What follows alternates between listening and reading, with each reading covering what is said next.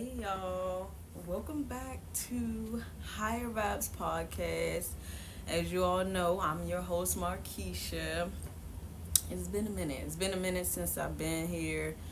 Um, just been going through a life, following my path, following which ways that I should go, trying to let go of things and find a flow in the ebb of life. I only get back on when I'm supposed to get back on, but I do apologize that I've been gone so long from my podcast. But I've been doing some deep healing, deep digging, um, figuring out my place and which where I should be. Uh, so I'm excited to give y'all this season 2, episode 6. I got my Kim Possible notebook. This is a brand new Kim Possible notebook. I found it at Five and Below. Yeah, Five and Below. So without further ado, I'm going to continue to talk about episode 6. So our topic on episode 6 is growth. So I looked up the definition of growth. It has many definitions, but this definition is the process of developing or maturing physically, mentally, or spiritually. And I can kind of agree with that. I added in that growth to me is anything and everything that serves as a purpose to help you evolve. Um, it's progress, unlearning and relearning, and it's also development. So that's just some kind of details that I added in on the definition of growth to me. First, I'm going to read what I wrote because y'all know I always write notes. Bear with me because I write like a doctor. I write like a doctor, so going back and reading my handwriting is kind of brutal. So bear with me, y'all. Okay, it say one of the things I've learned on my journey of growth is that there's always a period where I have to come back home to myself to rest, recalibrate, and focus where I put my energy. This helps me grow in so many ways. I used to go to the gym all the time, consistently, and I would say hi to, the regulars at the gym that I see every day. One of them said, "I see you doing good." And I said, "I'm in here every single day, no days off." He said, I do 3 days on and then rest for 4 days off." And then he looked at me, he said, "You got to get some rest." He said, because what the body does when it's resting is the rest of the work for the results to kick in. I said, "Wow, thank you for letting me know that." It helped me realize a lot.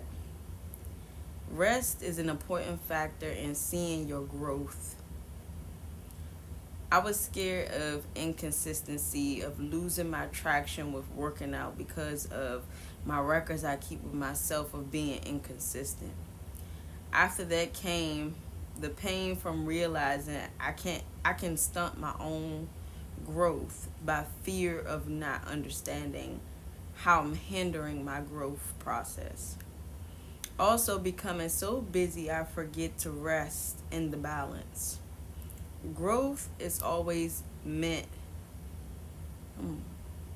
growth is always growth always meant progress, but through experiences it's been broken down and simplified into more than that. We will always keep going because of our spirits, but when you need a break because the journey is long, take one when it's offered. I strongly recommend rest as one of the tools for growth. Also, sitting with no technology or anyone, just yourself. See what comes up and what makes space for you. I recommend meditation and breath work to help bring a balance and a calm, clear mind. Okay, so this is just what I wrote, y'all. So that experience opened my eyes on how growth have many factors that combine and brings together the definition of growth. So when I was understanding about the process of growth, I didn't I was just looking at my progress, how consistent I was, the things that I was doing, how I was adding towards myself, but I never looked at the other end of the spectrum for growth. Sometimes we misunderstand energy. And this takes a place of feminine and masculine energy. Masculine is always doing, the feminine is always being. And so you need both of them to have a balance, which also equals growth. So when I talked about the situation at when I was at the gym and I was being consistent, I didn't understand that I was doing too much and creating too much masculine energy, which is the working out every day, putting the right things in my body, just doing and doing and doing. Also, I didn't understand that on the other end of the spectrum, that rest could help recalibrate your results. I never thought in that moment, in that mindset, in that mind frame, that just being, which is the feminine energy, can cause great results when you balance it out and do your part. One thing that I did experience when I didn't listen to that man was I would I would think I would still have to keep going to the gym, and I would go for an hour. So I would work on my upper body, then my legs. I think it's called RPX or something like that. And I did like 2 sessions, which was an hour session at the gym. And it would be like I could only last for them 2 sessions that one day, once a week, after a while. Because I wasn't, like, even though I was resting all week long, it's literally other work and other places that I had to do. And I think that I was so scared of letting go. I was so scared of letting go because my body does things, and it gets my attention in different ways.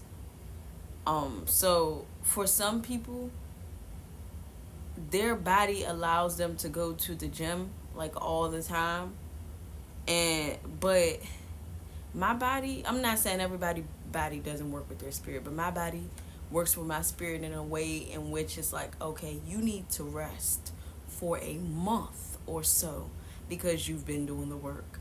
So I would literally be out of the gym, and I wouldn't even understand why I would be out of the gym for like a whole month. I just understood that during that month I would be upset, you know, because I wouldn't want to go walking. I would want to go to the gym and strength train and do all of this stuff. And then I'd be like, oh, I really can't do this because now I'm going to start eating, bad and stuff like that. So it was just like, I couldn't understand how my body wanted to maneuver, how it wanted to work, how it wanted to figure these things out, because my body was not naturally, not saying naturally built, but it wasn't like my body wasn't meant to function how everybody else's body was meant to function. because I'm supposed to be going along with my spirit, not what everybody else was. And I think that was a reason of why I couldn't have a personal trainer either. Because I used to want a personal trainer, and I even had one of my friends that's a personal trainer, and she is a great personal trainer. I would go back to her every single time. But I think my spirit was calling me to lead myself into being my own personal trainer, because I'm not the type of person, or my body is not, it doesn't flow that way. My body is, it has a certain cycle and a certain order that is out of the norm for this world. And don't get me wrong, like, I'm disciplined on the gym, but me taking a month off for the gym, that hurt my feelings. It hurt my feelings so much. But I had to learn that my body is not something that, it's hard to explain, but my body does not want to overwork itself. My body for years has been overworking itself, having 3 and 4 jobs, not resting, reaching burnout, doing this, doing that, being a mother, being a sister, being a niece, being a daughter. And I'm not any different from anybody else who has all those roles, but I have learned that some of that stuff, I can't, like, I can't fit in this pocket of, like, normalcy. So when my body asks me to do something, it's like, if I ask you one more time, it's gonna be me and you. And I'm gonna have to sit you down. And after that, it's a wrap. I might be sitting down for 3 or 4 months.